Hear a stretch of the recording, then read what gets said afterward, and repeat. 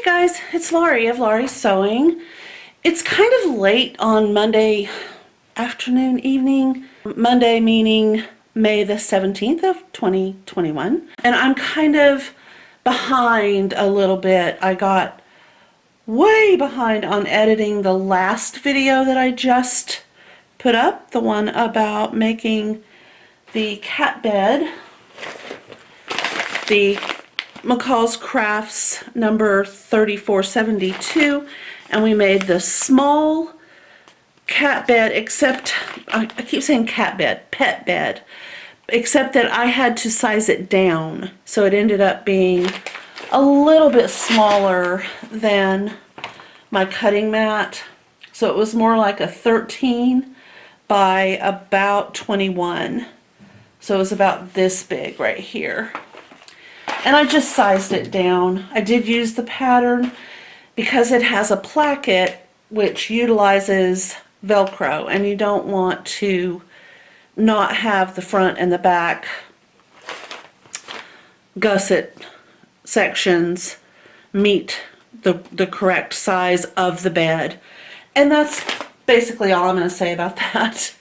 It went really well. Apu loves it. Apu is the kitty that I made it for. Okay, but in the meantime, I had two packages arrive, and they've both been open. Unfortunately, I know that it's fun to hear the package being opened, but that's okay. There'll be plenty more to come, so we're just going to talk about these two, and yes, it's two. So this is muslin. It is a muslin fabric. It's 63 inches. I believe it is 63 inches wide by 1 yard. So that would be 63 by 36. And I can't, unless I go look on my computer, I really can't verify that.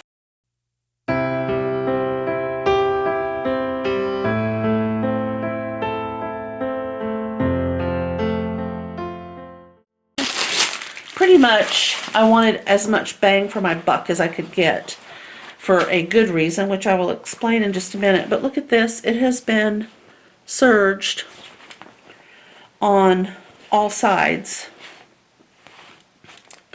That's amazing. I am going to pre-wash it. It is a lovely kind of a yellow beige muslin with the flex, and that's what I was looking for. Specifically, I wanted it to look like this. So let me see. The lighting in this room is horrible this time of day. There we go. Okay, that might be giving you a good feel for what that looks like. But if you've ever seen, you know, just your basic muslin, that's what this is right here. Why did it need to have the little flecks? Why did it need to be this beigey, yellowy, creamy color? Well, because I am going to make these two dolls. This is a Vogue pattern. It is number 9699. It's designed by Linda Carr. And it could be vintage. Let's see if there's a date on here. 1986. Oh yeah, this is vintage. I've not opened the envelope, so I don't know if I have all the parts and the pieces and the I have no idea what is included in here. It does appear that this is intact, factory fold. I don't think it's ever been unfolded based on what I'm seeing. So that's a good sign. And for those of you who prefer to keep patterns intact, the thing is, I absolutely have to cut these pattern pieces out. I don't know that I could trace. It would kill my back. So I'm not going to add to that by tracing. I'm just going to go ahead and cut the pieces out.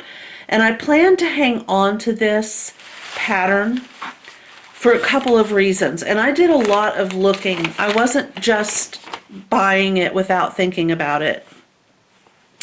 I wanted something that was rather tall. And this particular rag doll or stuffed doll is approximately 22 inches tall or 56 centimeters tall. And it also comes with clothes, pattern, and shoes. And my plan is to make her, the little girl doll, first and get her sort of figured out and have my learning curve start on this, because this is the one that I plan to use pretty much as a mannequin for sewing for. I have not typically ever sewn much of anything for a toddler boy, and now that we've got one coming up in a month in the family, my sister's granddaughter is pregnant. Okay, yeah, there we go. I'll get it right. Anyway, so we're gonna, and we know it's a boy, so I would like to do some heirloom but nice durable clothing for a little boy. I've already done a couple of little tiny baby infant outfits, but I mean, we need to make little pants like this. We need to make outfits. We need to have like shorts and little overalls and church clothes and little shirts and things that a little boy would wear. So that's why I want all of the learning to be done on the little girl. I've sewn for little girls for decades, and it's now time to start with, you know, the little boys. So I will have both of these two dolls made. That's the plan. I see a whole lot of instructions. Here's something on hair, and I need to tell you I'm going to use mohair. I know the pattern basically states yarn, but I want something that actually does look like hair. And to me, while it's not hideous, it's just not as cute as mohair. So I'm in the process of researching mohair for dolls and how to get it to look like it should look on a doll. Okay, so this has actually been opened and unfolded, but that's about as far as it's gotten. I think they probably, whoever originally purchased it must have said, oh no, I don't think so. Okay, so that's where we are with that. And one thing, I hope I can remember to link all of this, because I had a question about, let me get this folded up real quick. Okay. I know it's a mess, but I'm going to be cutting those out, so I'm not worried about it. So it's day number 2 on the recording. It's been a little bit off because we've had some family situation thing going on, and for me to record and deal with all the things that I've been trying to deal with, it's just a little bit kind of off. But I wanted to report that as of today, which is Wednesday the 19th of May 2021, I have George back in my possession. And if you're new here, welcome. Thank you so much for joining us. George is my 26-year-old Bernina. I have a Bernina 1080. Love it to death.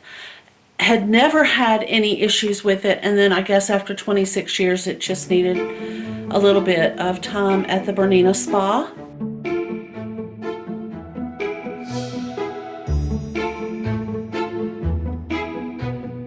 So here's the thing. We talked about this moments ago, but 2 days for me. And I wanted to go back to the McCall's Fashion Accessories M5822, because I recently had a, I think she's a subscriber, reach out to me. If she's not a subscriber, she watched a video of mine and then she ended up watching another video. So I appreciated her reaching out to me with questions about this bag. And I'm going to just kind of do a little refresher thing, so that if anybody else is having trouble with step number 26 in this pattern, I hope I will be able to help. So first of all, I'm going to go back and look. I don't remember that there were pockets on both sides on the outside. Now that may not be true. That might have been a different bag. So let's just look at it and see.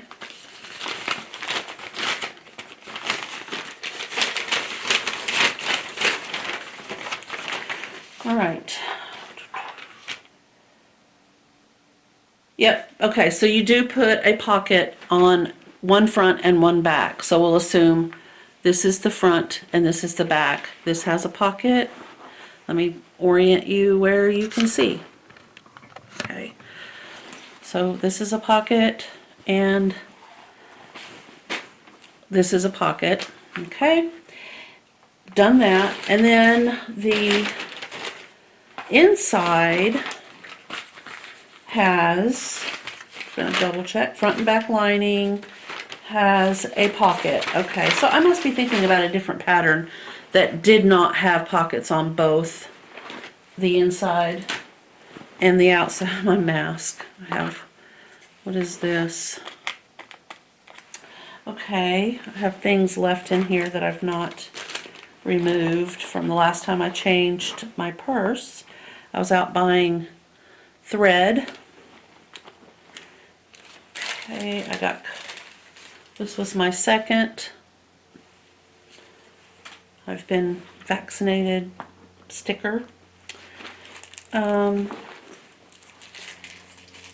quarter and a dime. Wow. And crumbs. Incredibly, I have crumbs. Do you guys ever wonder where they come from? My sister and I call that chicken feed. It's like somehow it just ends up in the bottom of your bag. And it's called chicken feed in my life. Okay, so there is a pocket on this side, and there is a pocket on this side. Okay, so we know this is the outer and outer, and the inside is this right here. This is the lining of the inside. Okay, so the part on the top right here is what we're talking about. So I'm going to show you this.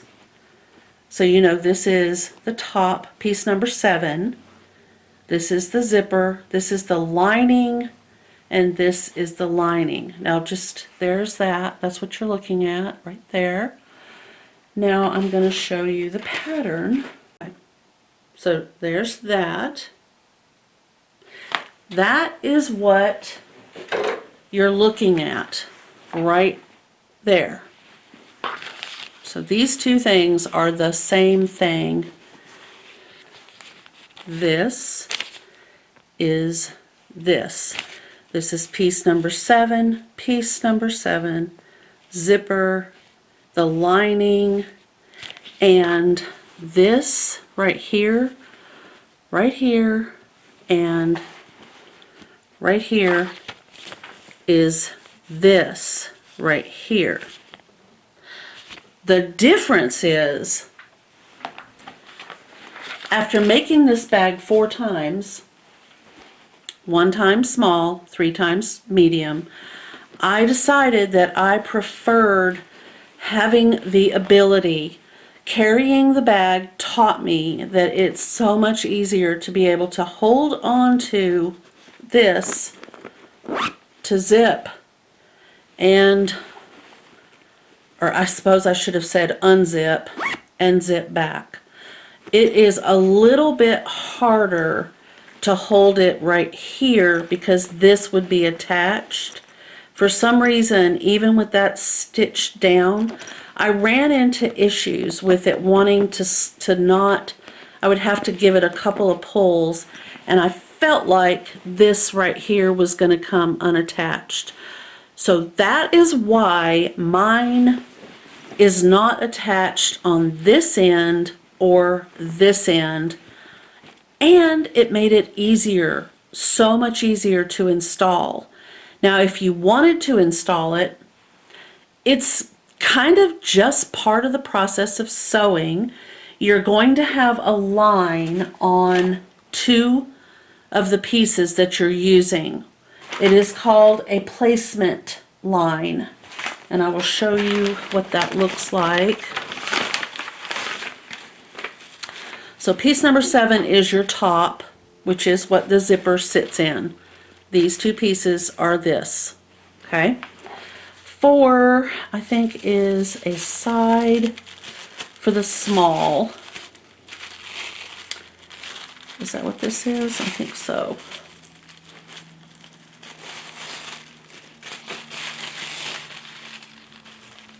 Yes, okay.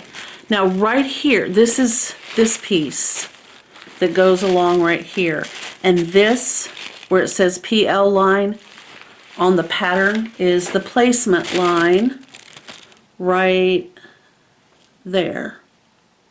Now, why in the world would you have, it's upside down, placement line on this weird little gussety thing? Well, that's because you're supposed to attach the top, this piece, to this piece.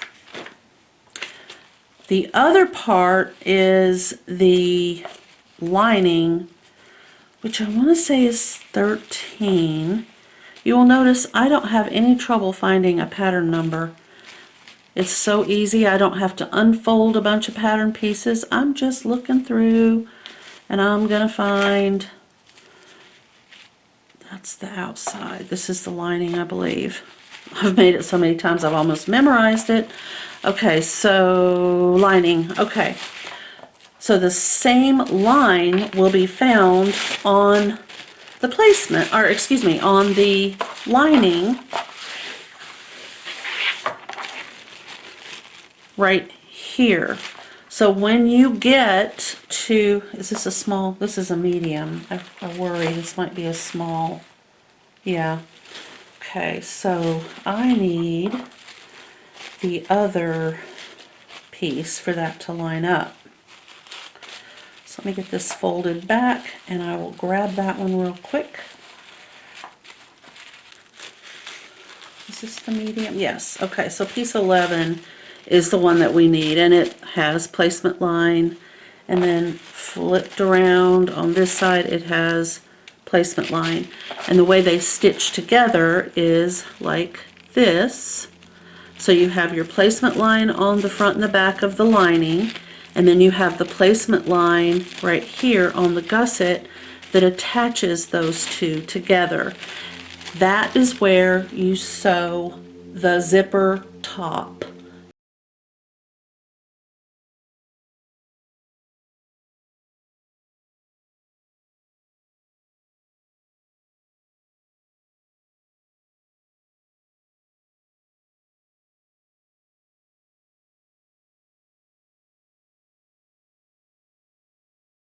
And again, I made the decision when I made this little one for myself that I just didn't feel like I needed to attach the zipper all the way around. So we're going to go back to step number 24.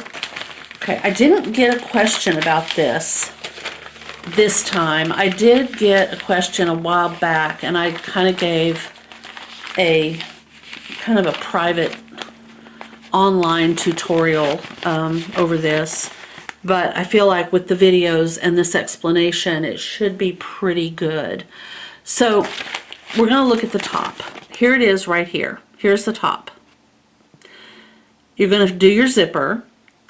You're going to take care of all the zipper stuff, and then you're going to put, with right sides together, center one side of your zipper tape over the upper seam line on one of the top sections, turn the upper end of the tape down, baste, and then you're going to stitch along the seam line using a zipper foot, of course.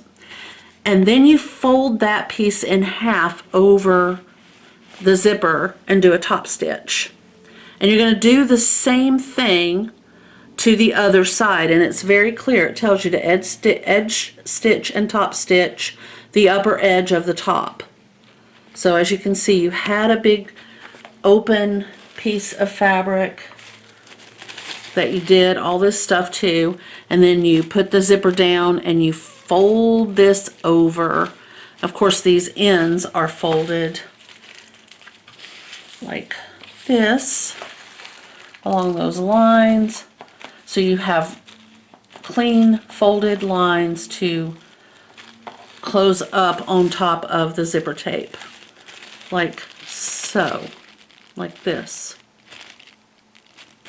Okay, do that to both sides of your zipper. Okay, and then you're going to pin one top to one front. Remember, this is the top and this is the front and back lining. So you're going to take your zipper piece, and you have to have it facing the direction that they show you. It has to be hanging down. Well, why is that so? Well, because if it's not hanging down, I've got this here, and we're going to pretend like the other half of the zipper is here with its little top piece. Oh, you can't see what I'm doing. Okay, so here's half of the zipper, and the other half, the zipper part is right here, so the other half of this is down here. So you are going to take the folded edge right here, and you're going to stitch right along there. And then you're going to just pick that up like so, and there it is, like this. And then you're going to take the other piece of this, like so, and you're going to stitch the other side to this piece. And when you pick it up, you have this piece attached to this side and this piece attached to this side. And then after you've done that part, then you do the end, this and this, that I did not do because I prefer that simple, hold my finger right there and pull my zipper, and I know it's going to work every single time. But anyway, so that is basically that. And I know this picture looks so confusing, but it has to look this way because it has to be the right side of the lining, and you're just attaching that folded edge right there, and then you're going to lift that out and do the exact same thing but opposite. So my hand would be the outside of this, and you're going to take the other side of the zipper and attach it over here. And then you'll have this really weird looking piece with this and the top attached, and then you just set it down inside of your purse. Just set it in there. Nothing needs to be turned inside out or right side out or any of that because you're building two pieces separately. Alright, so I think for the most part, if you can equate what this is to this right here, let me fold this out of the way, maybe that'll help. So there's that drawing, and that's what it looks like when it's completed, with the exception of these being stitched. So I don't know, I hope that helps. I may make this bag again. I was thinking about making it in fall colors, like with flannel, or I don't know, something very, very fall, or even Christmas. I'm not sure. I love this little bag. I tea-dyed the fabric. I used hibiscus, red hibiscus tea, and this is an old pillow sham that I took apart, and I tea-dyed the pocket and this pocket. I can't remember. I might have tea-dyed this part of the strap. I didn't have enough fabric to make to make the full strap out of this, so I decided to use the remnants of the holiday Thanksgiving fabric because I felt like the plaid and the floral went well together. So, and I just made this little tassel because I felt like it. Certainly not something that I would write home about, but I like it. So, anyway, let me put my pattern back. If you have any questions about what we just talked about, I would be happy to help. I am going to link the two, I might have three. The first video was tea dyeing the fabric and getting it ready for the project, and then the second one was half of the construction of this, and then the third one was the completion of this. So I may just put all three in the description box below this video. So if you have not made this bag but you have the pattern, and I gather it was quite popular, I stumbled upon it. I was looking for something to make for my sister, and I found this and I thought, you know, that would be really cute. I used a really cute little forest animal print fabric that I found on fabrics.com, I think. I looked everywhere, and I wasn't really shopping Etsy at that time, so I'm pretty sure it was fabrics.com. Speaking of Etsy, if you have been following me, you know that I had ordered a jelly roll with the teal and red colors in it that I was going to use. Oh guys, what was I going to use it for? I had a project in mind. But anyway, I had ordered it. It was a great price. It was wonderful fabric, and I was so excited. I couldn't wait to get it. Well, I'm not going to be getting it. Apparently, the seller, I'm going to give them the benefit of the doubt and say that it is possible, horribly possible, that something happened to them. And I think it might have been related to our current pandemic situation. They had a lot of items for sale on their site, on their store, and they did not fulfill any of those orders. I contacted that person once, and well, actually I contacted them twice, and I got a response one time about that they were fulfilling the orders as quickly as they could. They were having some difficulties, and then once again it said, Etsy said you have to contact the seller, when I had already done that. And I thought, well, it's been a bad year. It's been a bad 2 years almost, and I don't want people. It hadn't been 2 years. It feels like 2 years. Wow. I just didn't want to be too mean because I don't know the circumstances of this particular person. It's certainly not going to be a detrimental thing if I don't get that fabric right away. I know there are more important things in life. Well, I didn't get a response, so I immediately thought, oh my goodness gracious. So I contacted Etsy and opened a case, and within just a matter of moments, I mean literally, I sent it in. I went and I started a load of laundry and walked around in the kitchen for a minute. I think I got a glass of water, and I went back to my computer, and I had gotten an email back from them stating that they were opening the case and they would be doing an investigation the very next day. And it said in that email that it can take 2 weeks or something to get a refund or resolution. And the very next day I had an email saying that they were going to refund thanking me for my patience, and that they would be refunding me the cost of the item and the shipping. So that may take 2 weeks. I'm not sure how the refund process works because that's never happened to me before. And I'm not one to believe everything I read about stuff. So my motto is trust but verify. Well, if you say trust but verify, that means you don't trust. So trust and verify. We'll just say it that way. I do have this to cut. It's going to be a lot of cutting, and I might just do that off camera. Maybe I'll give you updates because that's a massive number of pieces. But I'm very excited about this project. I can't wait to get started on that.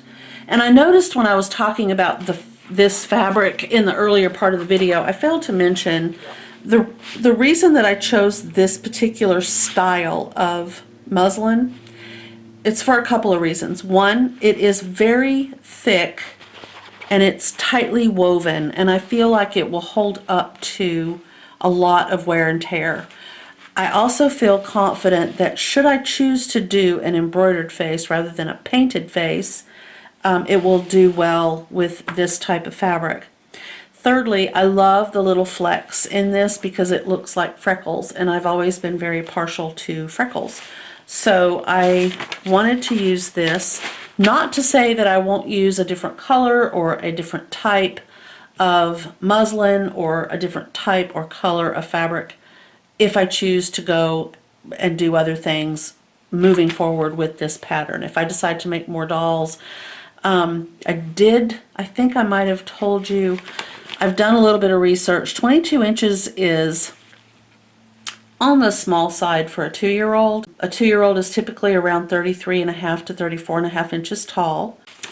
So if I make the little girl, which I've got to come up with a name for, but if I make her the size of the pattern, which would be 22.5, maybe 22 inches tall, I know that I'll be able to expand to make this little boy doll slightly taller.